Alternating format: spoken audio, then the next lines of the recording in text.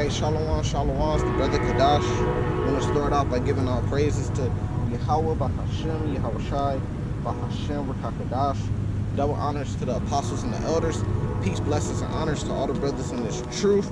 This is another day at camp. I'm going to title this day at camp with fire and with sword. You know, get into some of those prophecies, very important prophecies, you know, because the Spirit been on us to talk about this. You know, me and my one of my partners, we was talking about how it's going to be when the Lord was coming back, and we was going into some of the things, you know, and really to answer that, how the Lord's coming back with fire and with sword, you know, and we was going into some of the things that's going to be happening during the end times, and it kind of hit us that, man, there's so much stuff that's going to be going on, people can't even imagine. Not just famines, you know, not just famines of water, famines of the word, famines of food, not just war, purge in the street, but war amongst nations. You got nuclear weapons that's going to be, you got the war in the heavens. You know, the nuclear weapons is going to be destroying different ports of the waters, different ports of the lands.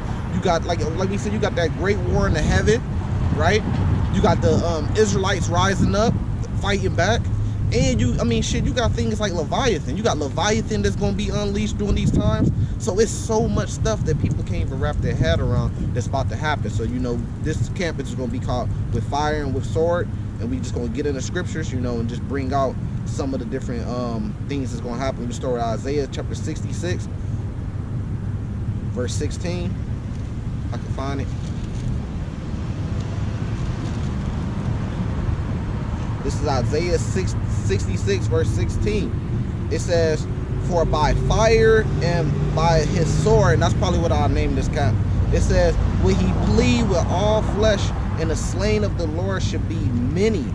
They that sanctify themselves and purify themselves in the gardens behind one tree in the midst, eating swine's flesh and the abomination, and the moth shall be consumed together, saith the Lord." We know how the Lord is going to do that, you know, by fire and with a sword, you know. And then it tells you that if you jump over to Malachi chapter 4, verse 1, it says, "For behold, the day cometh that shall burn even as an oven, and all the proud, yet all that do wickedly, shall be stumbled. And the day that cometh shall burn them up, saith the Lord of hosts, that it shall leave neither root nor branch." So a lot of people don't understand that and don't know what the Lord is coming back to do. They think that the Lord is just going to come back and then the kingdom of heaven just going to pop up out of nowhere, you know. That's not what's happening. There's a lot of things that have to happen before the Lord come back. And one of the main things that have to happen before the Lord come back is this place being destroyed. America's going to be completely destroyed with fire. It's going to come by nuclear fire, nuclear weapons and missiles and stuff like that. And the mark of the beast, that prophecy that we see, you know, it's starting to speak right now during these times.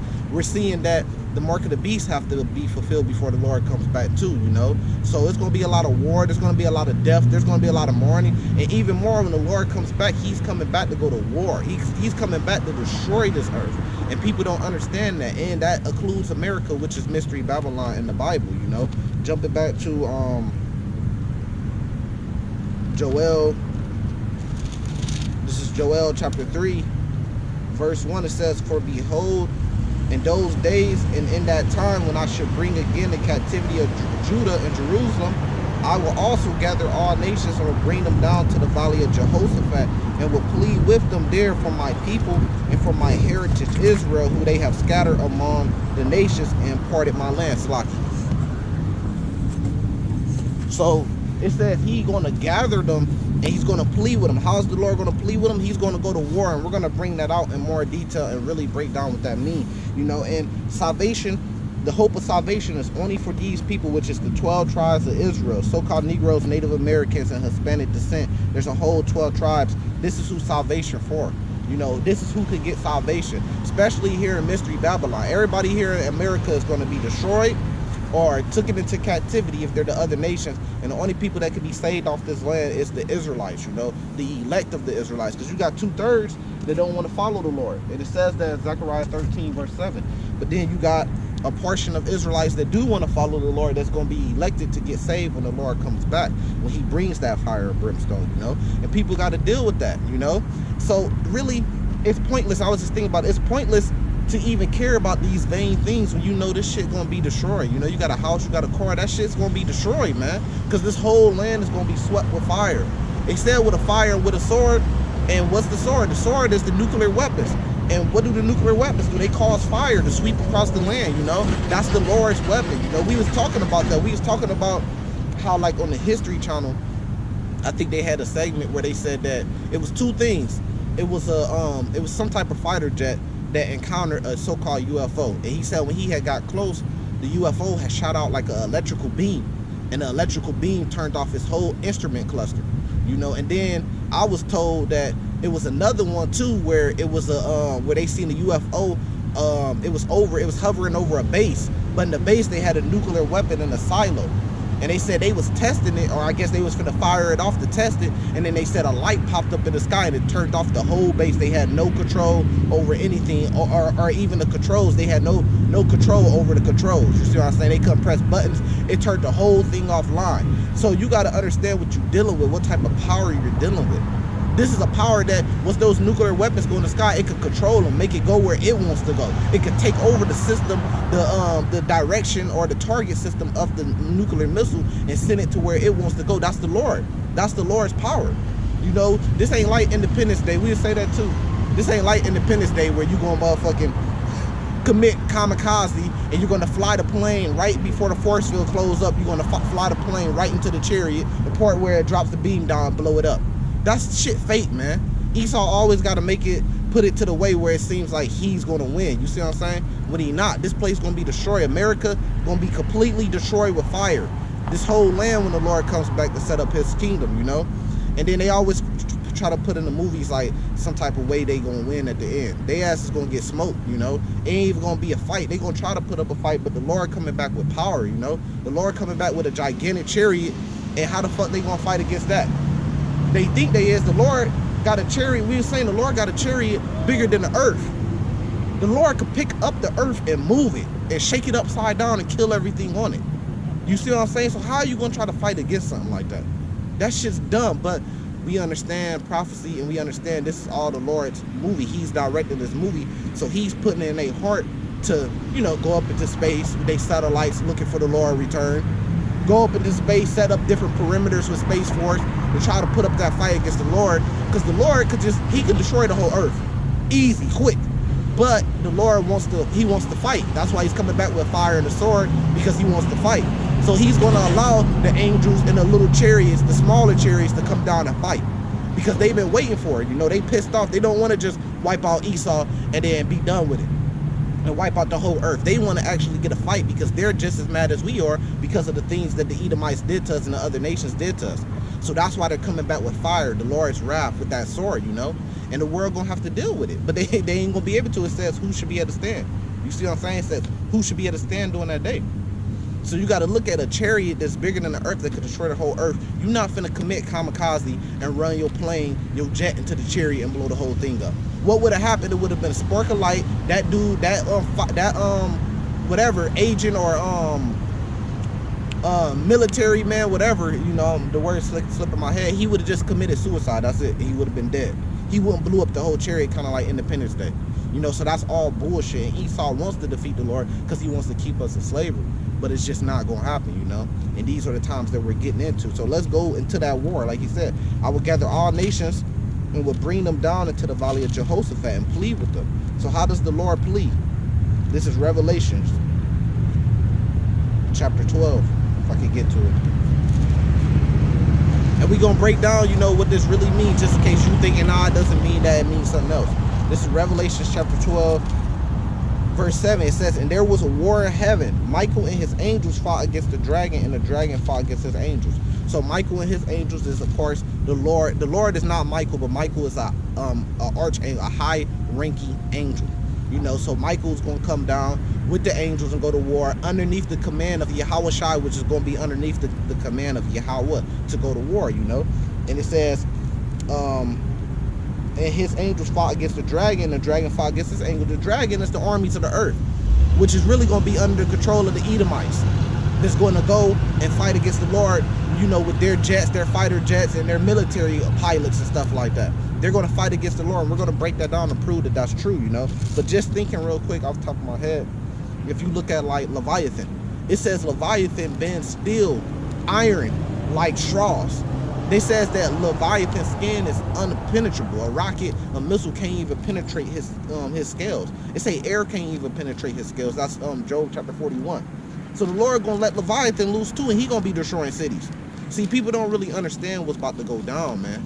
All type of stuff about to go down that people can't even fathom to really try to begin to understand, unless you in this Bible and the Lord put the spirit on you to understand it, man. You got all this going on. That's where they get Godzilla from. Job 41 is where they get the movie Godzilla from. Independence Day is where it's Revelations 12, what I'm reading right now. This is where they get it from. It says, and prevailed not. So they're not going to win, even though the Lord's putting the spirit on them to even fight. It says, neither was their place found anymore in heaven. Their jets, their fighter jets, their missiles, their satellites, their space stations, all that shit is going to be destroyed and is not going to be in heaven anymore. But even them as a people, they're not going to be in powership in heaven anymore either. They're going to be brung low. It's going to be their hell and it's going to be our heaven. Deuteronomy 31 tells us that the Lord going to take the curses off of us and he's going to put it on our enemies, the other nations. So they going to have to deal with some of the same things we dealt with, you know. But this says, and that great dragon was cast out, right? That old serpent called the devil and Satan, which deceiveth the whole world. He was cast out into the earth and his angels were cast out with him. His military, his fighters. What is an angel? A messenger. So when you go to war, you send your troops over to send a message to the other nation. Whoever wins, you know, their message succeeds pretty much. So that's all it's talking about. His angels is his messengers, his army veterans, you know, troops is going to fight against the Lord. But that same spirit that was in the old serpent in the garden that deceived Eve, it's the same spirit. And the word devil just goes back to deceiver. Who deceived the whole earth? We know who's deceiving the whole earth. The people that's in rulership in the whole earth, right? Now that same spirit is the same spirit that deceived the whole world. That old serpent, Satan, the devil, that all goes back to Esau, Edom, the wicked. Malachi chapter 1, we went over it, talks about the border of wickedness, meaning the most wicked people on earth, which are the Edomites, who the Lord hates. He said he's going to have indignation for forever, and he said he's going to return and destroy their cities. In Malachi chapter 1, it says they should build, but I should return and throw down. So the Lord's coming back with a vengeance for them, and we gonna break it down even more, you know, and they gonna have to deal with this, you know. Now to prove that we said that, you know, it's talking about war in the heaven with the Lord, the angels, and so-called UFOs that the world call them, but they're really chariots of Israel, because they're coming back for two things: to save Israel and to destroy this world, right? And then that's against the armies of the earth and their fighter jets and their pilots and their military fighting against the Lord. That's what's about to happen. Now let's prove it. This is Revelation chapter 19, verse 19. It says, I saw the beast and the kings of the earth and their armies gathered together to make war against him that sat on the horse and against his army. So it says, I saw the beast, which is the same thing as the red dragon, right? And the kings of the earth, right? So what does the kings of the earth have to do with this? The leadership of the earth. And who's at the very top of that list as the leadership of the earth? The so-called white men, which we know are the Edomites. It's very simple to see, man. And America, Mystery Babylon is sitting at that top of the list. When you go to the EU, NATO, who runs stuff? America. That's how it's very clear and easy to see, especially reading Revelations 17, Revelations 18, that this is Mystery Babylon, not the fucking Vatican City, man. That place might be destroyed too, but it's talking about the greatest place on earth. That's what is mentioning as Mystery Babylon. And without hands down, you have to say the greatest place that the earth has ever seen is America. Why? Because America is the greatest economy that the earth has ever seen. It has the greatest army the earth has ever seen. Put it together, man. See, people like to follow doctrine rather than following the truth. And that's why they can't get it, man. Because they want to follow doctrine that makes them feel good. Come on, Mystery Babylon is clearly talking about the richest place on the earth. We know that the richest place on the earth is America. It's just that simple. Man, stop the bullshit, you know? Now, I'll read again, verse 19. It says, and I saw the beast and the kings of the earth and their armies gathered together to make war against him that sat on the horse and against his army. It's talking about the same thing as Revelation chapter 12 that we just read. But it words it different. So now Revelation 19 giving you more insight on what Revelation 12 is talking about. It's the beast and the kings of the earth and their armies. But in Revelation 12, it said the dragon and his angels. Same thing. Fight against him that sat on a horse, which we know that's Yahweh Shai, coming back with a gigantic horse, like a gigantic chariot, or a so-called UFO, We call it a fathership. Y'all might call it a mothership, right? In his army. And they're going to fight in the heavens, man. You're going to see a whole bunch of different lights, because I had a vision about this, and I truly believe in it, you know? You got to believe and doubt not. You're going to see a whole bunch of lights, you know? It was like a game back in the day. I forgot the name of it. I forgot the name of that game. But you're going to see a whole bunch of lights flashing in and out, and you're going to see a war that's going to be covering up the whole sky. The stuff getting blown up, fighter jets falling out the sky on smoke and fire, things getting disintegrated, chariots appearing here, reappearing there. That's the war that you're going to see in heavens, man. It's going to be a glorious war. And like I said, while that's going on, it's a lot of stuff going to be going on. Elect going to be getting beamed up. You're going to be seeing that. It says our enemy should behold us.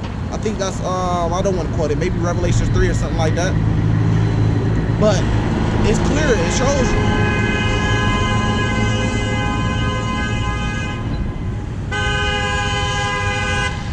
It's clear and it shows you, like, look, man, you're gonna be seeing war in the heaven. They just turned on a one-way, so thirsty to see me. Paying attention to me and fucked around, turned on a one-way. You know, that's crazy, ain't it? Look at his wife just staring. Almost caused a wreck looking at the man of the Lord. That's the power, you know what I mean? Kwam Yasharala, you know what I mean? and if they would have wrecked, I would have started clapping. You see what I'm saying? Goddamn nosy Edomites. But anyways, the thing is like, you're going to see a war in the heaven going on. You're going to see cities being destroyed. It says 1,000 should fall by your side, 5,000 by your side. But, you know, it should not harm thee, pretty much roughly paraphrasing. So you're going to be seeing whole cities blowing up. You're going to see missiles traveling to hit their target. You're going to see purge in the street. Women getting ravished. Kids getting put to death. People getting put to death. War. Militias. The military. National Guard taking over cities. It says a great multitude should be upon us. In 2nd Esdras chapter 16, you're going to see Leviathan. Leviathan might pop up on the news that Leviathan just destroyed China. You're going to be hearing about earthquakes that's everlasting, that hasn't stopped. A 10.0 earthquake that's still going. They don't know when it's going to stop. You're going to see volcanoes erupting. Like all the stuff we really seeing right now. Famines of water, famines of the word. You're going to be seeing so much going on, and people don't understand that we right on the edge of all this that's going to happen right now. So you got to get prepared, like Matthew 24 says. Stand in the holy place. Daniel 12 tells you what that holy place is, and Daniel 12 breaks it down a time like never before. You're going to see Jacob's trouble happen. It says, and the beast was taken, and with him the false prophet that wrought miracles before him, with which he deceived them that had received the mark of the beast, and them that worship his image. These both were cast alive into the lake of fire, burning with brimstone. What's going to cause that lake of fire? It's going to be the nuclear weapons, and they're going to be destroyed and through into it. It says the remnant were slain with the sword of him that sat upon the horse. So him that sat upon the horse, we know that's talking about the Lord. So he's going to be slaying people? Fuck yeah, he's going to be slaying people. It says, which sword proceeded out his mouth, and all the fowls were filled with their flesh in the bottom's pit of the great chain of his hand. So now you got the fowls of the earth is going to be feasting, man. It says that in the book of Revelations 2. The fowls of the earth is going to be feasting on all the dead bodies, because who's going to bury the bodies that's going to be laid out in the street? Nobody. So the fowls of the earth are going to have a feast on this land. It says, Isaiah 13, Jeremiah 49, that no man is ever going to dwell on this land again when it's destroyed, only wild beasts. So all those bodies that just got destroyed, or if they didn't get disintegrated by the fire, then the fowls of the earth are going to come down and have a feast, be eating eyeballs, eating hair, eating eyelashes, tongues out the people's mouth and stuff like that. They're going to have a feast, man. And people don't really, I'm trying to break it down. But like it says, that fire that came out his mouth. And what gives you a better understanding of that? This is 2nd Esdras chapter 13 that really kind of breaks that down, you know, and give you a better understanding of that. Of that war that's going to be happening when the Lord comes back, what it means when he says he's going to come back with fire and brimstone. This is 2nd Esdras chapter 13. This is a great chapter, a great book, you know. I advise you, study it, you know. Verse 1, it says, and it came to pass after 7 days, I dreamed a dream by night. So Esdras had this vision, right? A dream, a vision, which I had this exact same vision, man. No cap, no bullshit, you know. I had this exact same vision that's similar to it. I seen the war between the chariots and the fighter jets. I seen Revelations 12 when I was a little boy. I seen it over a course of like a month. Every night I used to go to sleep and dream about it. I didn't know what was going on. Like I said, all I seen was a whole bunch of lights in the heavens fighting. And we knew what side we were going for because we was praying for one side to win. And when that side won, we start cheering. You know, Revelations chapter, what is that, 15. We start cheering, you know. It says they should sing the song of Moses. They should praise the Lord, you know. So we start cheering, and we was on top of a roof, you know, planes falling out the sky, blowing up a couple blocks away from you. You would feel the shock wave. I remember we was on top of the roof, and we started plowing when one side won, and it was me and another brother, and we was like, they about to come get us. They about to come get us. They won. Yeah, it's over with. They about to come get us. And then it was like a light beamed on us, and it went bright, and that was it. Real shit. I always speak about this dream. It's on the channel. You could probably try to find the video if you scroll back far enough and find the video. It says, and it came to pass after 7 days, I dreamed a dream by night, and lo, there arose a wind from the sea that it moved all the waves thereof. Right? It says, and I behold, and lo, that man waxed strong with the thousands of heaven, just like it said. Michael and the angels, but really it's the Lord, Michael and the angels. He waxes strong with thousands of the heaven, thousands of mighty angels. But why would he need to wax strong with thousands of mighty angels? What are he going to use them for? To go to war. Right? And it's finna tell you. It says, and when he turned his countenance to look, all things trembled that were seen under him. Because he coming back with great glory and great power. Everything's going to be afraid on earth when they see the Lord coming back. Revelations 1 breaks down how he come back with the clouds. But now you get a better understanding what it says when it says, behold, he comes back with the clouds of heaven. It's talking about the thousands of heaven, which is talking about the chariots, the angels. You know, it's not talking about mist and vapor clouds. It's talking about the angels. So that's how you break down the Bible, precept upon precept, to get you more information on a certain thing. The Bible has a lot of things that symbols like the chariots or so-called cloud. Is talking about what the world would call UFO today. You know, we very, you know, Tawada Yahweh Shai for giving us this understanding. You know, Tawada to the apostles for breaking these things down, because that's where we learn from. You know, now it says, and wheresoever the voice went out his mouth, all they burned that heard the voice, like as the earth filleth when it filleth the fire. So you got to remember, what's the name of this camp? With fire and with a sword. So the earth's going to feel that fire, right? And that sword. It says, and after this I beheld, and lo, there was gathered together a multitude of men. So now it breaks it down in Revelation 12 even more. Who's the dragon and his angels? Who's the army? And you know, it's talking about a multitude of men. It's talking about their military, their force, their military force, space force, whatever you want to call it, all together.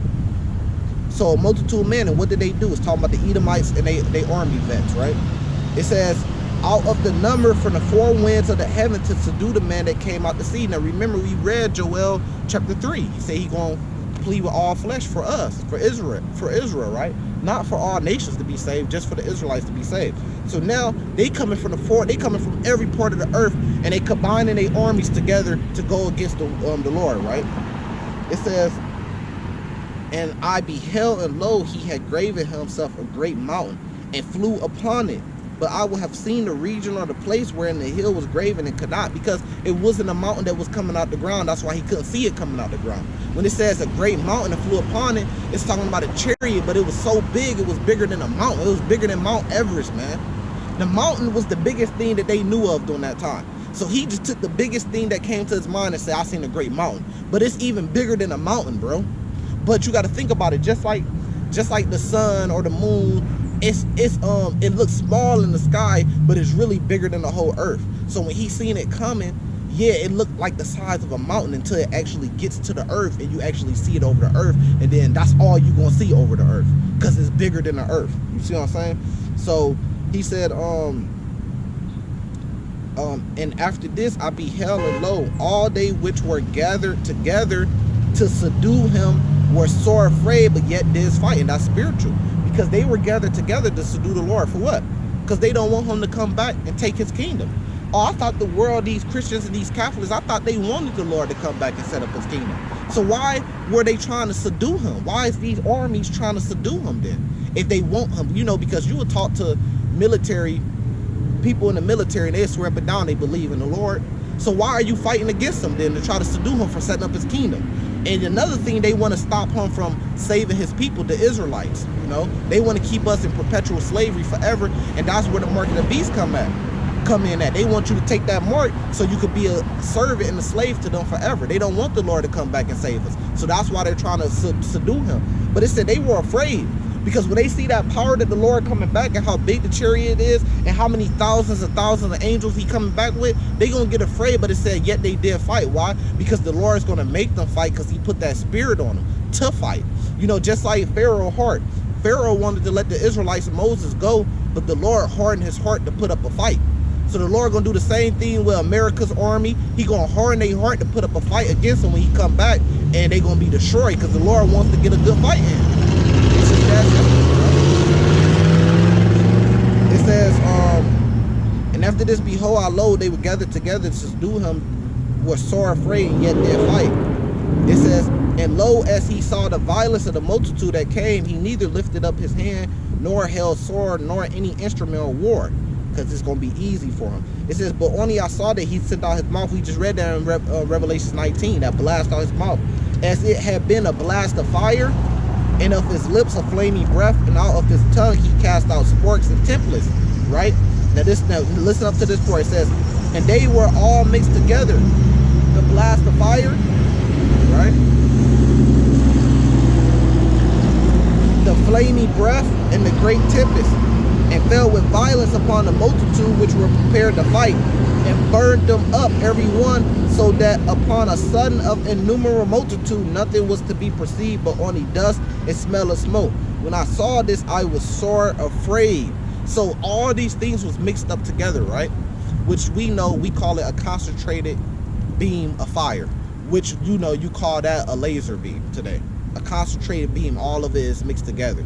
But it's so powerful that shit, it's like a laser beam with electric sparks flying around it. That's how powerful it. Did it say in the book of Job that the Lord could call all the thunder and lightning to one place if he wanted to? He has control over it. And we know that lightning is very powerful. The Lord has control of it. He said he could count all, in the book of Job it says he could count all the clouds that's in the sky. He could count every cloud in the sky.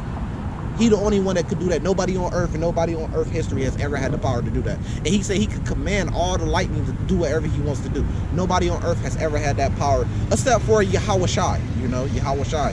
And which when we say the Lord, we talk about Yahweh Bahashim and Yahweh Shai together, you know.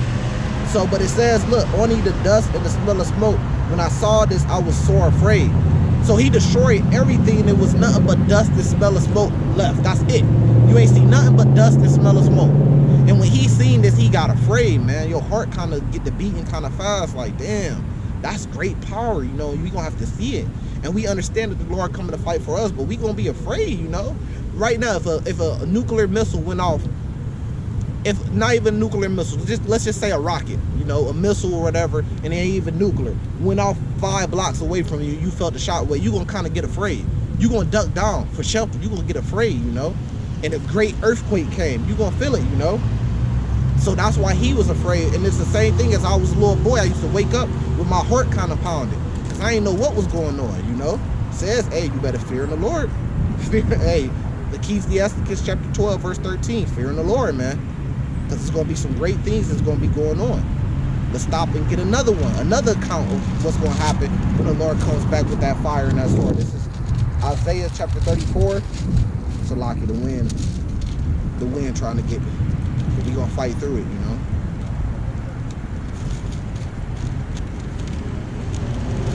It don't want me to get to Isaiah chapter 34. This is Isaiah chapter 34.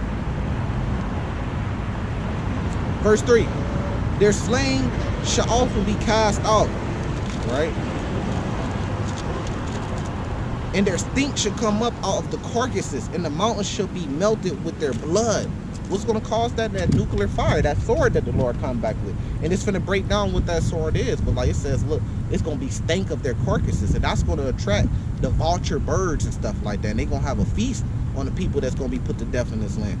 It says, and all the hosts of heaven should be dissolved. What could cause that? Nuclear weapon. It's called a mushroom cloud that goes up, you know, but we ain't seen what these modern day nuclear weapons could do, man. So we can't even imagine it. You know, brothers kind of get on the little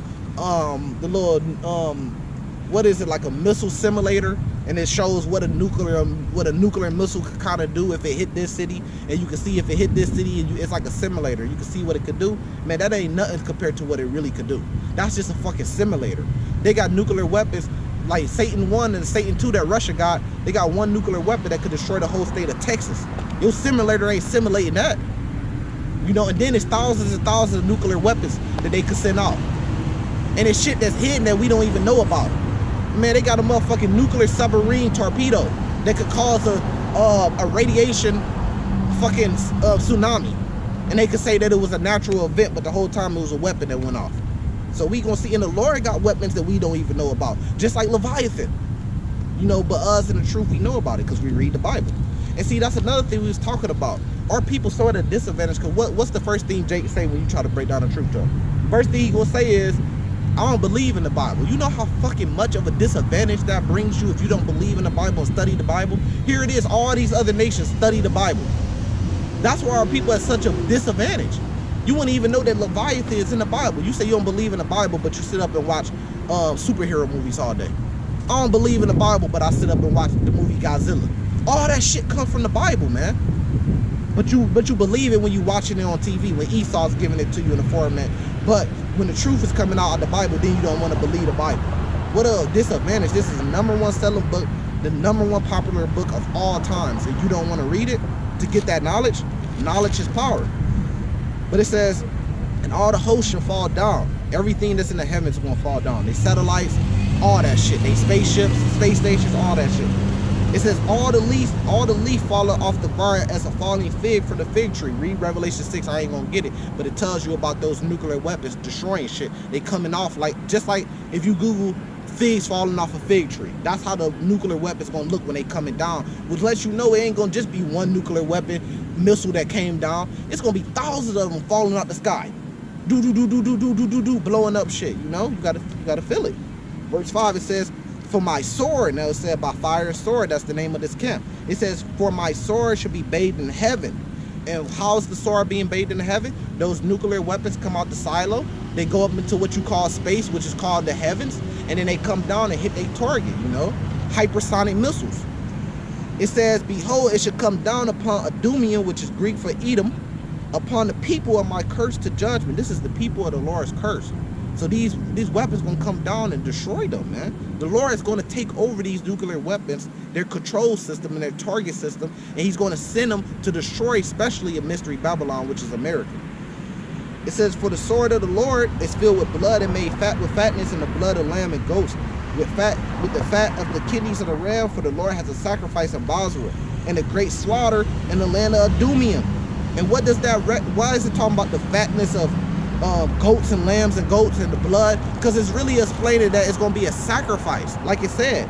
And it's going to be a sacrifice in the land of Adumium. But Adumium is a people before they're placed. So wherever the Edomites are, which they have mystery Babylon, their greatest nation that they ever built right here is in the land of America. Because they came and took it from the Israelites, the Native Americans, the Hispanics, and the Negroes, and put us in slavery, which that's a fulfillment of Jeremiah chapter 50 of Northern Kingdom and Southern Kingdom coming together in their last captivity and coming back to the Lord.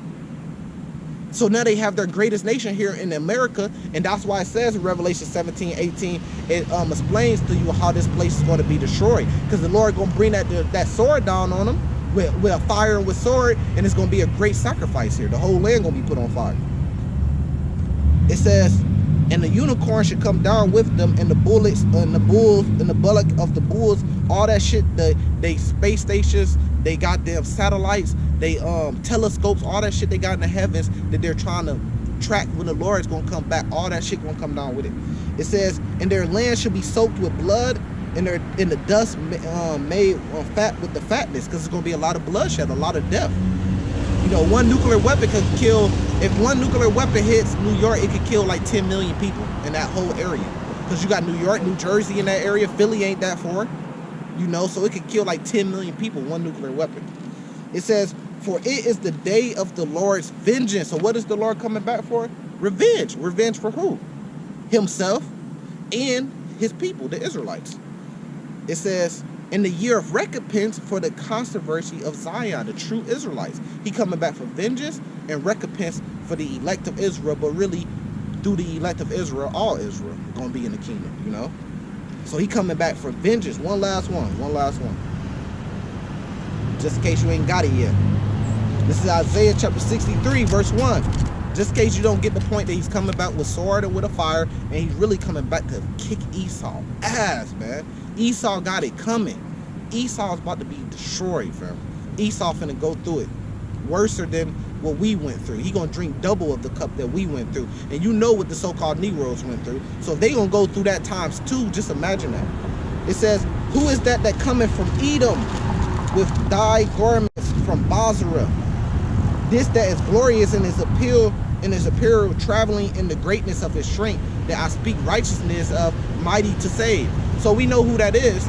The only person that's mighty to save, that has the job of saving and salvation, his name actually means to save and deliver, is Yahawashi. So the question is Yahawashi mentioned in the Old Testament? Is Isaiah considered the Old Testament? Who is this talking about? It's talking about Yahawashi, who the world calls Jesus, which is mentioned in the Old Testament. You see how false these fucking doctrines be? Shit like Yahawashi ain't mentioned in the Old Testament. We just read it. It's talking about Yahawashi, who's worthy enough to save. And then you got, I believe it's Isaiah 8, 7 or 9, or maybe 10, that talks about the Lord. Isaiah 2 talks about the Lord, I believe. So it's a lot of scriptures that speaks about Yahawashi in the Old Testament. Second address is really Old Testament too, you know, which is Ezra in the Bible.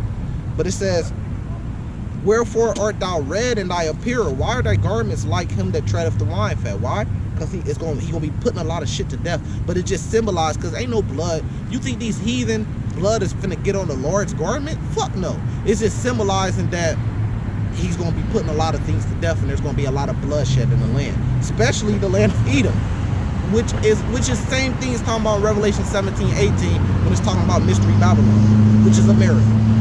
It says, wherefore art thou red in thy apparel, and thy garments like him that treadeth the wine fat? I have trodden the winepress alone. And of course he got the angels with him, but he's going to get all the glory for it. It says, and of the people there was none with me.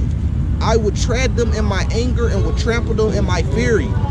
And their blood shall be sprinkled upon their garments, and I will stain all my remnant. He going to war, he gonna put a lot of shit to death. And remember, in Isaiah 34, what did it say? Hold on. At the end of Isaiah 34, what did it say? It says the Lord coming back for vengeance and recompense for the Israelites. This is Isaiah 63, verse 4.